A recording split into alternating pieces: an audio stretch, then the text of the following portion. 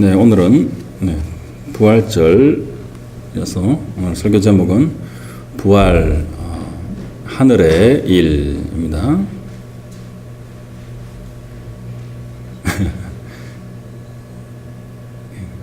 잘 안 되세요? 네.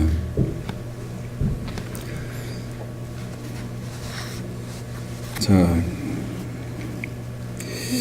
네, 정말 부활절 예수님께서 인간의 죄를 대신해서 십자가에 죽으시고 3일째 되는 날 다시 살아나신 것, 그것을 기념하는 날이 바로 부활절이죠. 네. 얼마 전 그 세상을 떠난 현대의 대표적 무신론자이며 전체 물리학자인 스티븐 호킹, 그분이 이렇게 살아생전에 말을 했다고 합니다. 죽음에 대해서, 그 죽음 이후의 세상에 대해서 뭐라고 말했나 하면요, 천국이나 사후 세계가 우리를 기다리고 있다는 믿음은 죽음을 두려워하는 이들이 꾸며낸 이야기일 뿐이다. 죽기 전 마지막으로 두뇌가 깜빡이는 순간 이후에는 아무것도 없다 라고 그 유명한 스티븐 호킹 이 말을 했습니다. 자, 이러한 생각은 스티븐 호킹뿐만이 아니라 모든 무신론자, 그리고 모든 그런 자연주의자라고 하죠. 예. 그래서 다윈의 그 진화론 이후에 그런 유물론주의를 포함해서 모든 세상 만물은 인간을 포함해서 우연히 또한 아무런 목적이 없이 생겼고 존재하고 또 사라져 간다는 것, 그런 것을 다 갖고 있죠. 많은 사람들이. 저도 예수님을 만나기 전 32살까지 그렇게 생각했었고 또한 믿었다는 게 참 신기한 말이에요. 예. 저는 증거가 없었지만 그 당시에 돌이켜보면 그것을 맹신하고 있었습니다. 정말 저는 신앙이 좋았던 것 같아요. 그래서 맹신을 했고 또한 그러한 가치관과 세계관을 바탕으로 저의 인생을 계획하고 열심히 살았습니다. 나름대로. 자, 그렇다면 여기 계신 분들은 천국의 존재를 믿습니까?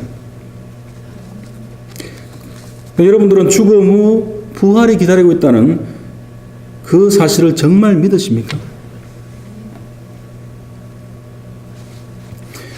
사실 이러한 것들은 어떤 개인의 선택과 또 믿음과 결단에 속한 것이기 때문에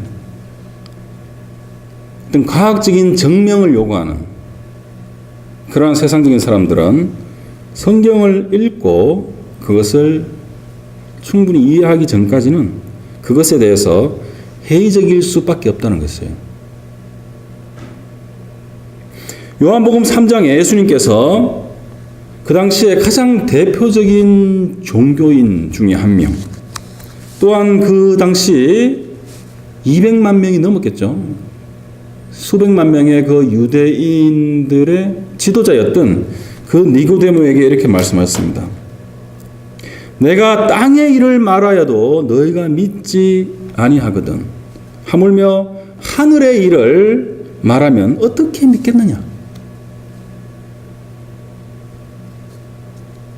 성령이 어디서 와서 어디로 가는지 바람이 부는 것 같이 그렇게 역사하시고 거듭나는 것이 어떤 것인지 그 니고데모가 물었을 때 어떻게 그런 일이 있을 수 있습니까? 라고 예수님의 이제 하신 말씀에 대해서 거듭나지 않으면 하나님 나라에 들어갈 수 없다라는 말 때문에,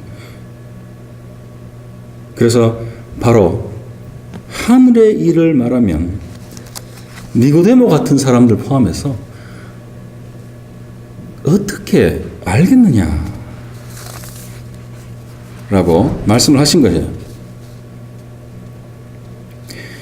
예수님이 십자가에 달려 죽으시고 3일째 부활하신 그것은 바로 이 땅에서 우리가 살고 있는 이 지상에서 일어난 것이지만 바로 그것도 바로 하늘에 속한 것이다라는 것입니다.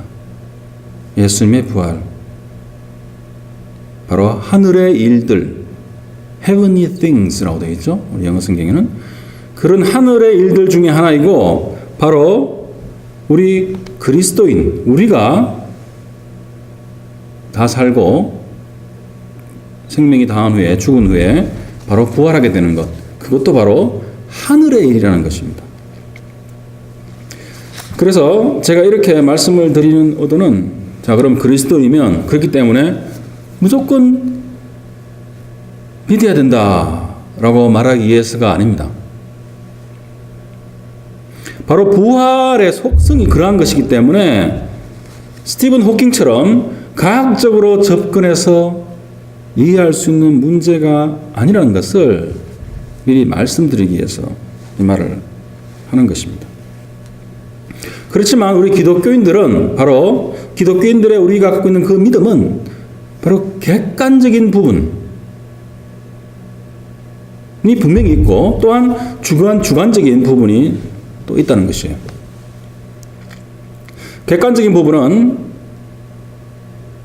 바로 그런 역사적인 증거와 또한 정황 증거라 그러죠. 정황 증거와 그 다음에 정인들, 그것을 통해서 우리가 객관적으로 짚어볼 수 있다는 것입니다. 어떠한 역사적인 사건을 우리가 점검할 때 어떤 과학적인 증거를 찾을 수가 없잖아요. 1000년 전, 2000년 전에 일어난 일들은. 그러면 우리가 문헌들을 찾고 또 그 당시에 살았던 사람들이 어떤 말을 했으며 그 기록들을 우리가 종합해서 서로 상호 대조를 해서 이것은 거의 신빙성이 있다 없다 그렇게 결론을 낼 수 있는 거죠. 바로 이 부분도 그렇게 할 수 있다는 것입니다. 그래서 객관적인 부분, 그 기록들을 볼 때 제일 첫 번째가 무엇이겠습니까? 바로 성경 말씀이죠. 그렇지만 또한 그러한 세상에 있는 사람들은 그것은 믿는 사람들이 적은 것이 아니냐.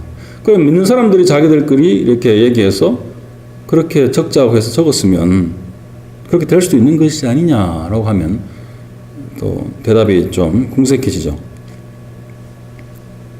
자, 그렇다면 객관적인 부분에 있어서 둘째 어떤 그런 것은 뭐냐면 바로 역사적인 기록들이에요. 성경을 제외한 그러한 역사적인 기록들을 우리가 얘기할 수 있습니다.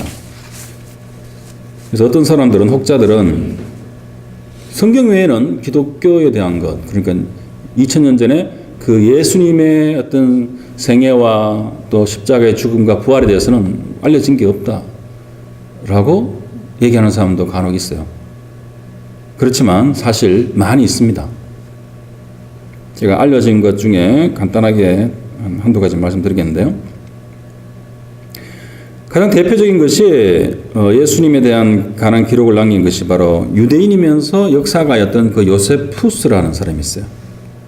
이 사람은 AD 37년에서 100년까지 살았던 사람입니다. 그러니까 그 예수님 바로 직후에 태어나서 바로 그 초대 교회 때 그 유대에서 살았었고 나중에 또 로마에 가서 또 살았던 그러한 사람입니다. 파란만장한 인생을 살아온 사람인데요, 이 사람도요. 자, 이 사람이 그리스도인이 아니었어요. 유대인이었고, 그리고 이 사람이 주로 기록을 했었고, 고대사라는 책을 이제 기록을 했었고, 또 로마의 역사가였던 타키투스라는 사람도 있었고요. 또 로마의 한 지방의 총독이었던 플리니라는 사람, 또 루기안, 이런 사람들이 그 예수님에 대한 기록을 많이 남겼다고 합니다. 그래서 바로 요세푸스, 그 사람이 고대사에 보면 이렇게 돼 있어요. 당시 그리스도라고 불린 예수의 형제인 또는 야고보의 그 순교에 대한 기록이 있고, 또한 요세푸스의 그 플라비우스의 정언이라는 걸 보면, 플라비우스는 요세푸스가 새로 얻게 된 로마식 이름이라고 하죠. 거기에 보면 예수의 일생, 기적, 죽음, 그리고 부활, 거기에 대해서 자세히 다루고 있습니다. 고대 유대교와 그 다음에 헬레니즘의 그 모든 그런 정평 있는 학자들은 바로 이 요세푸스의 기록의 진실성을 다 인정하고 있고요. 역사책으로서. 그 다음에 그 내용 안에 바로 빌라도 통치 기간에 바로 예수님이 십자가를 받았고 그 많은 추종자들이 생겨났다는 데에 대해서 명확하게 그 기록을 하고 있습니다. 그리고 다른 그 역사가 타키투스라는 그 사람이 연대기라는 책을 또 역사책을 썼는데요. 바로 그리스도가 빌라도에서 형벌을 받았고 십자가 처형이 티베리우스 황제 통치 기간 중에 이루어졌으며 또한 그 예수 그리스도를 믿는 그 신앙이 유대 지역에서 로마에까지 널리 퍼졌다는 사실을 아주 자세히 비교적 자세하게 기록하고 있다고 합니다. 그리고 또한 최근에 고대 역사에 아주 정통한 마이애미 대학의 한 교수가 또 일반 역사에 나타난 그런 100가지가 넘는 그러한 예수의 기록을 정리해서 다음과 같이 말했다고 합니다. 첫째는 예수는 유대인의 선생이었다. 그리고 둘째, 사람들은 예수가 치유를 행했고 그 다음에 귀신을 쫓아냈고 그렇게 했다고 믿었다. 그리고 셋째, 어떤 사람은 예수를 메시아라고 믿었다. 넷째, 그는 유대 지도자로부터 배척을 받고 빌라도의 통치하에 십자가에 처형당했다. 다섯째, 그의 죽음에도 불구하고 그가 부활했다고 믿는 추종자들은 빠른 속도로 확산되어서 AD 64년경에는 로마 제국의 수도였던 그 로마에서도 많은 사람이 믿었다. 그리고 또 마지막으로 도시와 시골, 남자와 여자, 노예와 자유인들 그 모두가 예수를 하나님으로 경배했다. 이것이 바로 역사서 속에 나와 있는 예수님의 그 기록들이에요. 바로 제가 금방 읽어드렸던 그 내용은 신약 성경에 나오는 내용이랑 복음서에 나오는 내용이랑 사실 틀린 게 하나도 없습니다. 완전히 일치하는 부분이죠. 그렇지만 그것을 기록한 사람들은 그것에 대한 어떤 믿음의 차원에서 적지는 않고 객관적인 역사적인 사실로서 그것을 적은 차이는 분명히 있겠죠. 그렇지만 중요한 것은 내용이 거의 동일하다. 자, 그러면 그 객관적인 부분에서 바로 예수님의 그 제자들의 그 변화를 둘 수 있죠. 바로 정말 그 제 목숨 하나 살려고 도망갔던 예수님 붙잡히실 때 다 도망갔던 그 제자들이 예수님의 부활을 경험한 다음에 변해서 바로 어떻게 되었습니까? 다 목숨을 걸고 성전문 앞에서 설교를 하고 끌려가서 매를 맞고 감옥에 갇히고 모든 수모를 당하고 그렇게까지 다 했다는 거죠. 그 예수님의 제자들 배신한 가룟 유다를 빼고 11명 전부 다 순교를 당했죠. 그리고 바로 그 위에 부르심을 받은 기독교 믿는 자들을 다 잡아서 감옥에 넣고 박해하려고 했던 그 사도 바울이 바로 사도행전 9장에도 예수님을 만나게 되는 부활하신 예수님이 나타나셔서 그 인생을 완전히 바꾸는 그러한 것이 또한 사도행전 9장에 기록되어 있죠.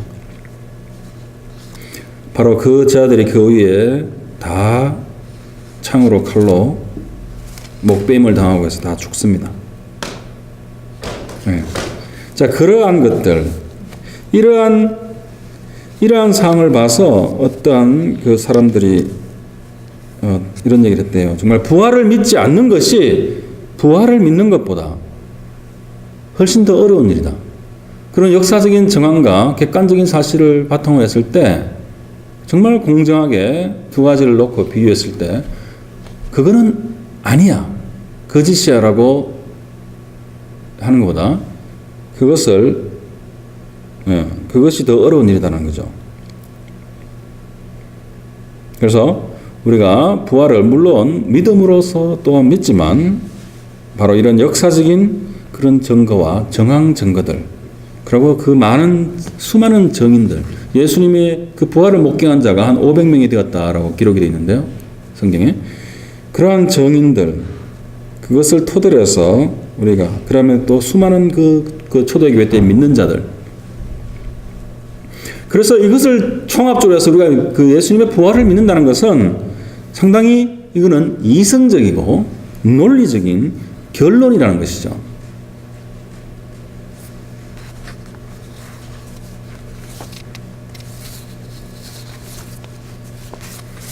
자, 그러한 객관적인 부분도 있지만 또한 우리가 정말 백보양보해서 성경의 내용을 주관적인 내용이다라고 우리가 봤을 때 우리가 또 바로 성경을 바탕으로 해서 우리 그리스도인들이 예수님이 그 부활하신 것이 우리 그리스도인들에게 왜 중요한가?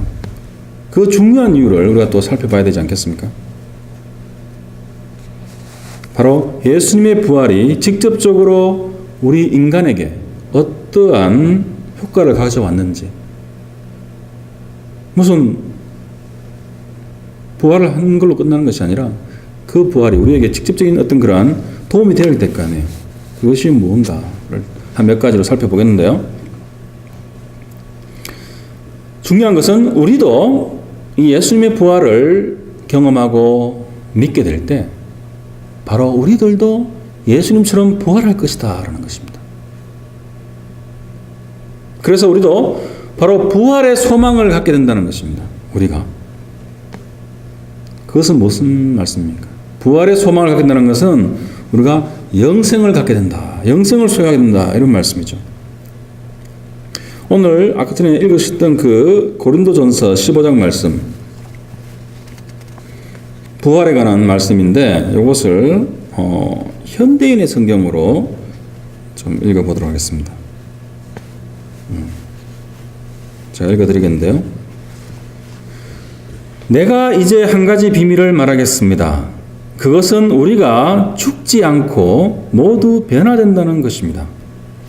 마지막 나팔 소리가 울릴 때 눈 깜짝할 사이에 죽은 사람들이 썩지 않을 사람으로 다시 살아날 것이며 우리는 모두 변화될 것입니다. 이렇게 되어 있죠. 이것이 바울이 말한 비밀이다. 비밀은 무엇입니까? 모든 사람에게 알려지지 않은, 특정한 사람들에게만 알려진 것, 숨겨진 것, 그것이 바로 비밀이죠. 그것을 내가 한 가지 말하겠습니다. 우리 그리스도인은 영원히 죽지 않는다는 것입니다. 살아서 우리가 예수님께 재림하시면 우리는 순식간에 변화되고, 또한 우리가 죽어도 우리는 바로 천국으로 들어간다. 그럼 변화된다라는 것이에요.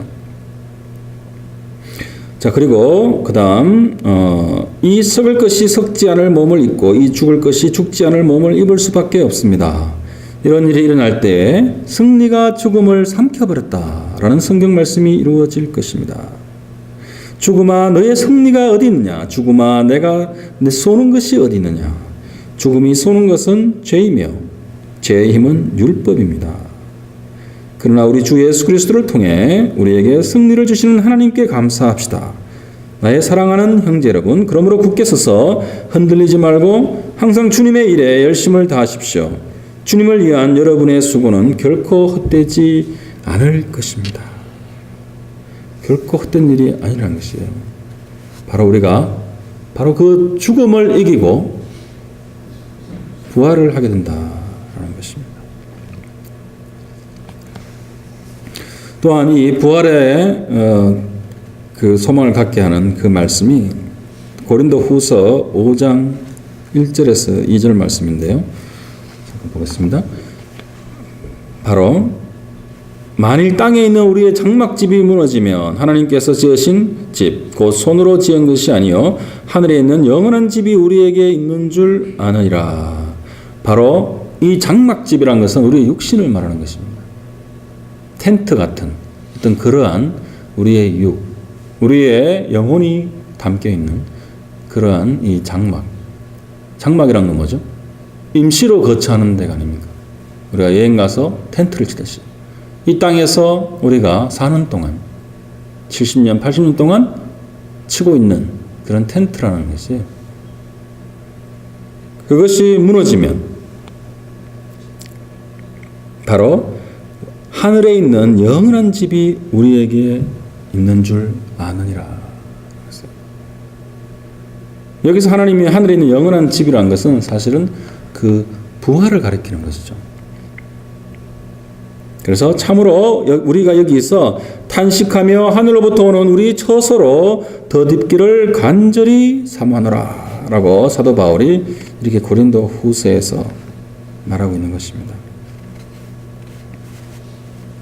예수님의 부활이 우리에게, 그리스도인에게 중요한 이유 두 번째는 바로 우리가 이 땅에서 그렇게 나그네로 살다가 그 삶을 마치면 바로 더 나은 나라, 바로 히브리서는 이것을 본향이라고 했는데요. 그것을 우리가 그것으로 가게 되는데 우리가 살아가는 동안, 나그네로 살아가는 동안 그것을 우리가 더 사모하게 된다라는 것입니다. 그것이 바로 히브리서 11장 13절에서 16절 말씀인데요. 바로 이렇게 되어 있죠. 이 사람들은 다 믿음을 따라 죽었으며 약속을 받지 못하였을 때 그것들을 멀리서 보고 환영하며 또 땅에서는 예국인과 나그네임을 정언하였으니. 이것이 무슨 말씀입니까? 바로 이 사람들이 누구죠? 바로 앞부분 읽어보시면 바로 노아, 그 다음에 아브라함, 그리고 사라, 그런 사람들을 가리킵니다. 구약에 그렇게 믿음으로 살다가 죽은 사람들. 믿음을 따라 다 살았다. 그리고 약속을 받지 못하였을 때 약속의 그 성취를 받지 못하였다는 말씀입니다. 그 약속 자체를 받지 못했다는 것이 아니라. 네.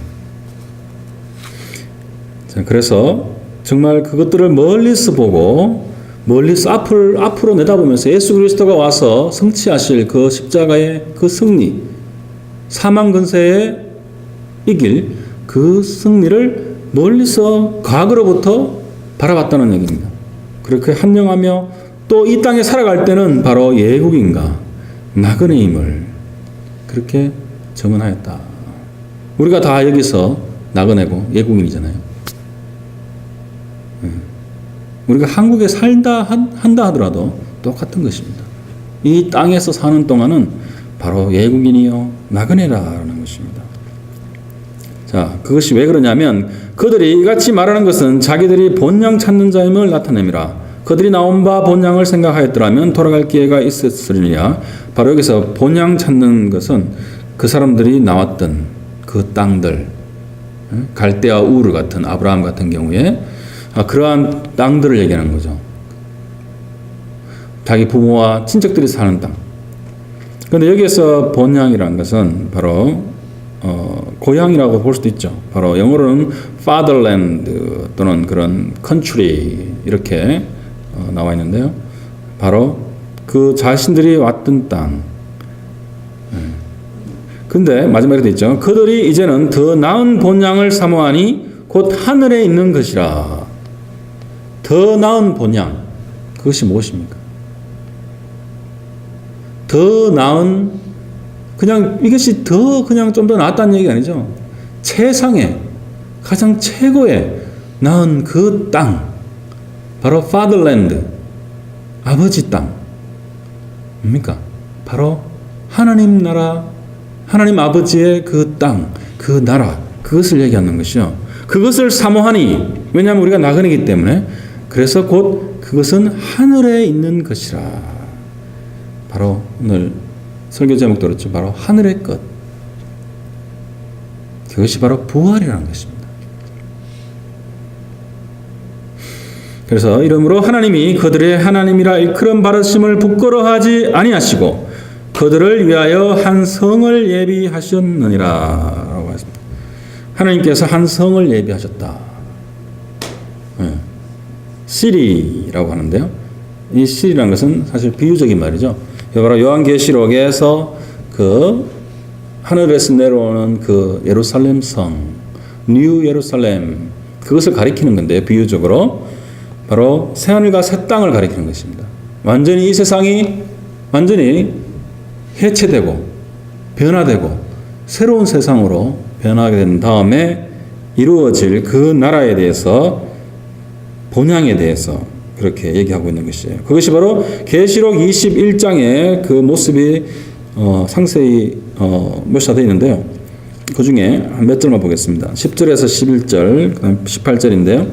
바로 성령으로 나를 데리고 크고 높은 산으로 올라가 하나님께로부터 하늘에서 내려오는 거룩한 성 예루살렘을 보이니 하나님의 영광이 있어 그 성의 빛이 지극히 귀한 보석 같고 벽옥과 수정같이 맑더라.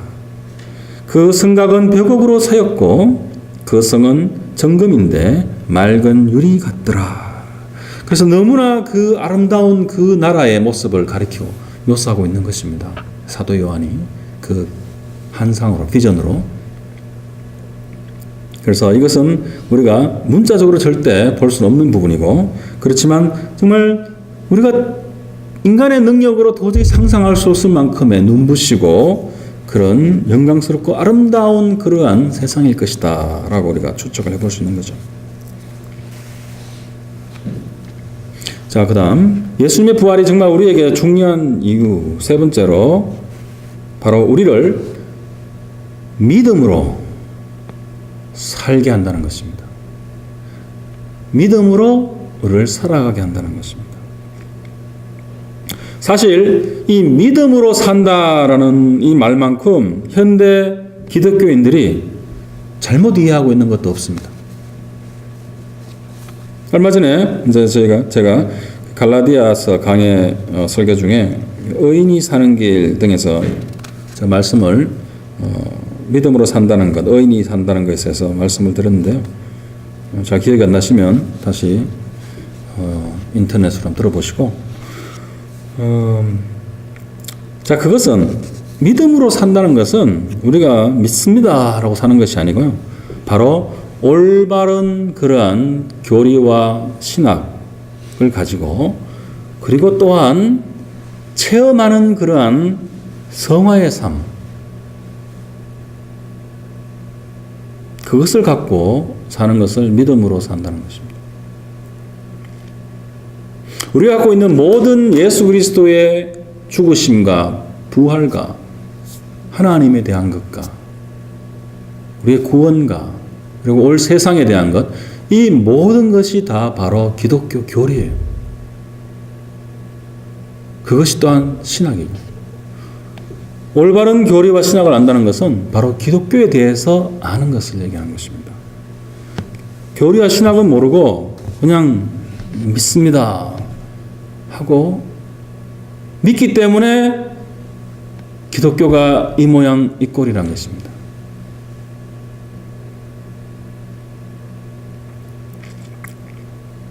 그래서 그러한 것이 없다면, 또한 우리의 그 삶이 없다면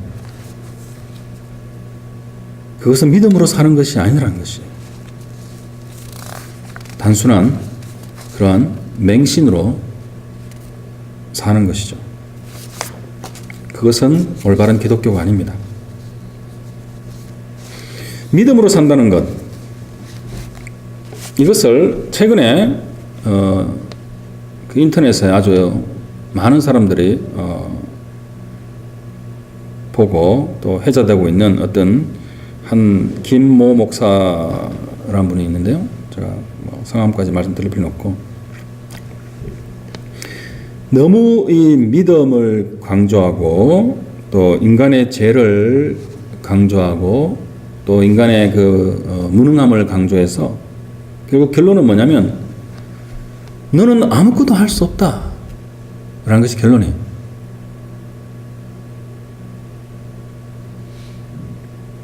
너무나 행위를 강조하는 그러한 가르침이나 어떤 그것이 너무나 팽배해 있기 때문에 11조나 아니면 막 헌신이나 봉사에 너무나 한국교회가 너무나 치우쳐 있기 때문에 이것이 너무나 어필되고 있는 참 그런 아이러니한 근데요.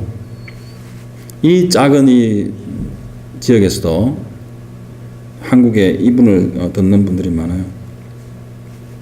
결국 아무것도 할 수 없다는 것은 결국은 하나님의 주권과 은혜를 되게 이렇게 강조하고 하는 거지만 사실은 기독교인들을 염세주의에 빠뜨립니다. 그리고 비관주의에 빠뜨려요. 그래서 결국은 사실은 이 목사는 자살을 했습니다. 몇 해 전에.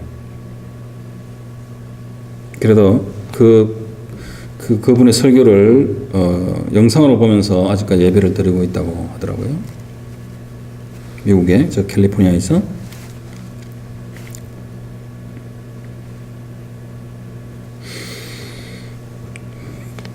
또는 다른 극단적인 것은 너는 아무것도 하지 않아도 된다. 믿음으로 살리라 했으니까 아무것도 하지 않아도 된다. 라고 그렇게 가르치는 분들이 많죠. 좀 여러 가지가 있는데요. 오늘 제가 말씀드리고 싶은 것은 믿음으로 산다는 것은 바로 우리가 사실 아무것도 할 수 없는 상태에서 하나님이 원하시는 그 진리에 입각한 것은 아무것도 할 수 없는 상태에서 바로 우리는 할 수 있다로 바뀐 것이라고 할 수 있습니다. 바로 그것이 믿음으로 산다는 것이에요.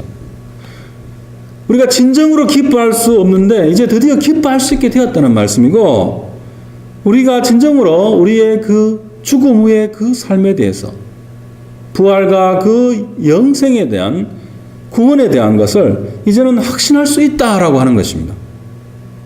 그것이 믿음으로 산다는 것이에요.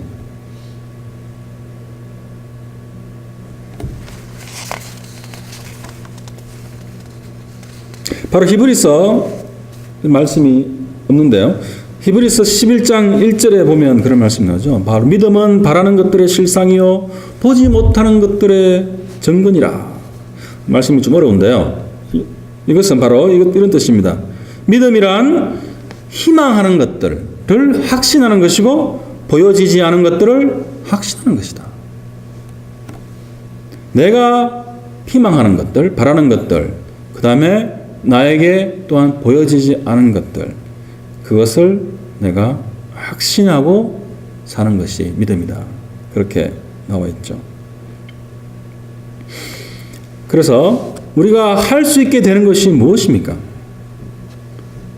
그리스도인이 정말 참 그리스도인이라면 우리가 믿음으로서 그리스도의 부활 안에서 참으로 할 수 있게 된 것이 무엇입니까? 그것이 한 부분이 바로 마태복음 5장에서 7장까지 그 산상수훈, 그 중에서도 그 5장의 팔복의 첫 번째, 두 번째 복은 바로 심령이 가난하고 애통하는 자죠. 그것은 우리의 믿음의 시작을 말하는 걸 수도 있고, 또한 우리가 계속 그것을 경험할 때도 있겠지만, 그것보다도 바로 세 번째 복부터 여덟 번째 복까지, 그것은 바로 우리 그리스도인이 할 수 있게 된 것이에요. 무엇입니까? 바로 온유할 수 있게 되었고, 의에 줄이고 목마른 자가 될 수 있게 되었고요. 그리고 자비를 베푸는 자가 될 수 있고, 그 다음에 마음이 청결한 자가 이제 우리가 될 수 있다는 것입니다. 바로 pure in heart. 우리의 이 마음, heart가 pure, 순수해지는, 그것이 가능하게 되었다는 것입니다. 그 다음 우리는 합평케 하는 자가 될 수가 있고, 또한 의와 복음을 위해서 핍박과 박해를, 또한 손해를, 고난을, 그것을 기뻐하는 자가 될 수 있다. 그것은 부활을 경험하기 전에, 예수님을 믿기 전에는 불가능했던 것입니다. 어느 정도는 할 수 있었죠라고 할 수 있을지 모르겠지만, 하나님의 그 스탠다드, 그 기준에 비추어 보면 우리는 절대 할 수 없는 존재였습니다. 그렇지만 이제 우리는 할 수 있는 존재가 되었다는 것이에요. 바로 예수님께서 하늘의 것을 소유한 우리들은 이미 그렇게 되었고, 그러므로 오늘 현재의 삶에 어떠한 어려움과 고난이 있을지라도 바로 마태복음 5장 11절에 이렇게 나있죠. 기뻐하고 즐거워하라. 하늘에서 너의 상이 큼이라. 바로 기뻐하고 즐거워하라 라는 것이에요.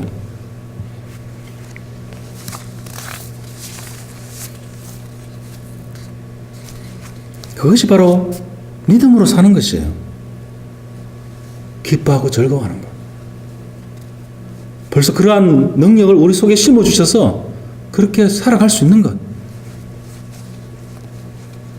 우리가 믿어서 빛이 되고 소금이 되어라가 아니고 너는 이미 빛이요 소금이다.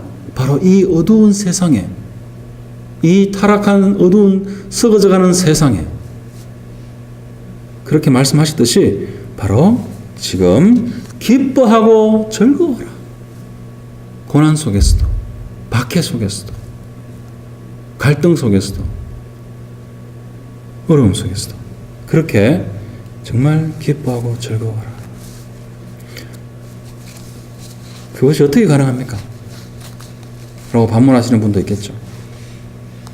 그것이 바로 하늘의 것, 부활에 대한 것을 우리가 바라보고 소유할 때 그것이 가능해진다는 얘기입니다. 또한 우리가 가능하게 된 것이 바로 무엇입니까? 바로 고린도전서 13장 말씀처럼 사랑장이죠. 우리가 사랑할 수 있다는 것이에요. 이 사실을 우리가 너무나 중요하게 생각하지 않고 기독교는 다 사랑 맨날 사랑에 대해 얘기하니까 사랑이지가 아니고 우리가 그렇게 할 수 있는 능력이 주어졌고 가능해졌다는 얘기입니다. 믿음으로 산다는 것은. 그래서 바로 그 하늘의 것을 소유하고 또 완전히 소유할 것을 소망하는 우리들에게 바로 그 부활의 성령의 능력으로 참된 사랑을 할 수 있게 되었다. 그렇기 때문에 사도 바울이 고린도전서에 고린도 교회에 이런 편지를 적었지 않겠습니까? 불가능한 것을 왜 적었겠어요? 바로 고린도전서 13장 4절부터 이렇게 되어 있죠. 7절까지. 바로 그 사랑 안에서 바로 우리들은 오래 참고 인내할 수 있다. 그리고 바로 그 사랑 안에서 우리들은 온유할 수 있습니다. 라고 하는 것이고 바로 그 사랑 안에서 시기하지 않으며 자랑과 교만하지 않을 수 있으며 또 그 사랑 안에서 바로 무례히 행동하지 않을 수 있으며 그리고 그 사랑 안에서 자신의 이익을 구하지 않으며 바로 그 사랑 안에서 화내지 않을 수 있고 악한 것을 생각지 않을 수 있고 그래서 불의를 기뻐하지 아니하고 진리와 함께 기뻐하며 그 사랑 안에서 모든 것을 참으며 모든 것을 믿으며 모든 것을 바라며 모든 것을 견딜 수 있다라고 그렇게 말씀하는 것입니다.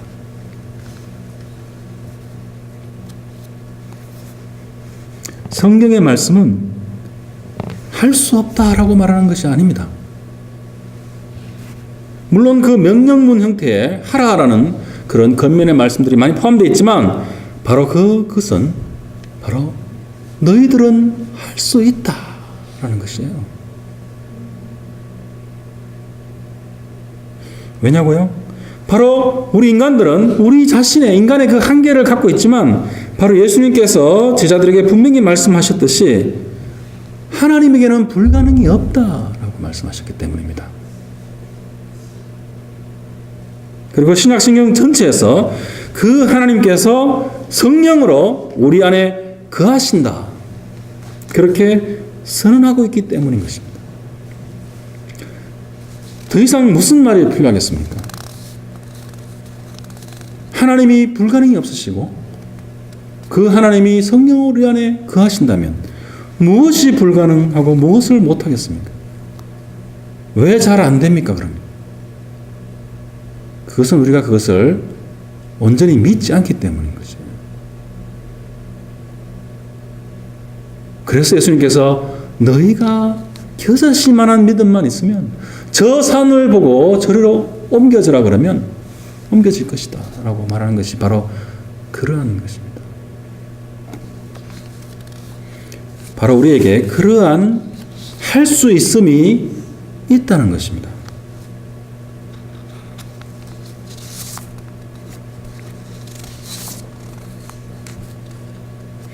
자, 그리고 정말 부활이 중요하고 우리가 정말 믿음으로 산다는 것이 어떤 것인가? 마지막으로 한 가지 더 말씀드리고 싶은 것은 정말 믿음으로 산다는 것은 그거예요. 정말 하나님께서 당신의 모든 것들, 배우자를 포함하고 자녀를 포함하고 모든 것을 포함해서 먹고 사는 문제와 성공과 실패와 삶과 죽음에 대한 그러한 완벽한 계획을 갖고 계시다는 것. 그리고 동시에 하나님의 계획이 최선의 것이며 최상의 것임을 내가 인정하는 것입니다. 그것이 바로 정말 믿음으로 사는 것이고, 그리고 그 안에서 정말 믿음으로 살면서 분명히 우리의 그 육에 대해서 우리가 정말 그냥 싸우는 것이 아니라 정말 강력하게 싸워야 됩니다. 우리의 그 육에 대해서, 우리의 재성에 대해서 정말 강력하게 맞서 싸워야 되는 거예요. 타협하는 것이 아니라 fight against에서 싸워야 되는 그러한 것이고, 그리고 또한 성령에 의해서 바로 그 거룩함과 사랑의 열매를 맺어가야 된다는 것입니다. 그냥 그것을, 그 열매를 맺어가고 사모하는 것이 아니라 정말 열정적으로 그 거룩함과 사랑을 우리가 할 수 있게 된 것을 사모해야 된다는 것이에요. 그것을 믿음으로 사는 것이다. 첫째, 하나님을, 전능하신 하나님을 우리가 완전히 신뢰하는 것. 그리고 둘째, 우리의 육에 대해서, 죄에 대해서 싸우는 것. 강력하게 싸우는 것. 그리고 성령에 의해서 우리가 할 수 있게 된 것들을 정말 열정적으로 하고자 하는 마음을 가지고 그렇게 살아가는 것. 그것이 바로 진정한 크리스천리티, 기독교입니다. True Christianity.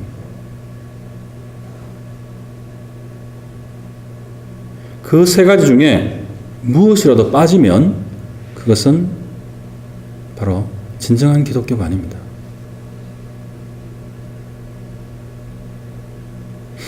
바로 그 부활의 그 능력, 그 보혈의 능력, 그 피로 인해서 그것이 바로 우리에게 이루어져 있고 성취되어 있다는 것입니다. 그래서 그것을 붙들고 그것을 바라보고 소망을 가지고 우리가 맞서 싸우면서 바로 승리는 우리의 것이다. 그런 확신을 가지고 우리의 매일의 삶을 살아가야 된다는 것입니다. 그것이 바로 하늘의 것이다. 그것이 바로 부활이다. 라는 그런 말씀이에요. 마지막으로 고린도후서 4장 16절에서 18절 말씀을 보고 말씀을 마무리하도록 하겠습니다. 그러므로 우리가 낙심하지 아니하노니 우리의 겉사람은 낡아지나 우리의 속사람은 날로 새로워지도다. 우리가 잠시 받는 환난에 경한 것이 지극히 크고 영원한 영광에 중한 것을 우리에게 이루게 함이니 우리가 주목하는 것은 보이는 것이 아니요 보이지 않는 것이니 보이는 것은 잠깐이요 보이지 않는 것은 영원함이라. 기도하시겠습니다. 거룩하시고 너무나 좋으시고 너무나 사랑하셔서 당신의 독생자 예수 그리스도를 십자가에 죽게 하시고 또 부활하게 하신 우리 하나님 아버지, 모든 감사와 존귀와 영광을 올려드립니다.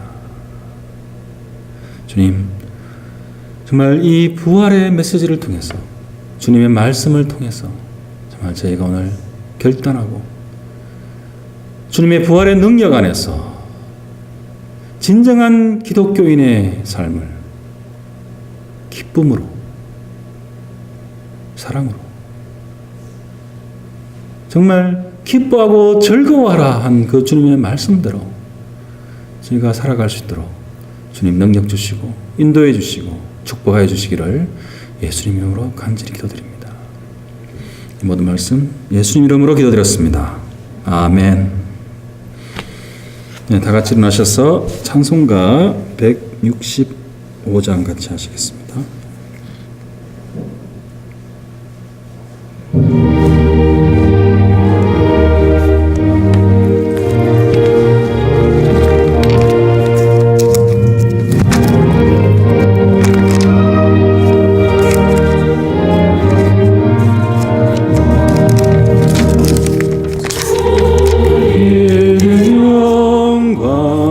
다시 사신 주 사망 권세 모두 이기시었네.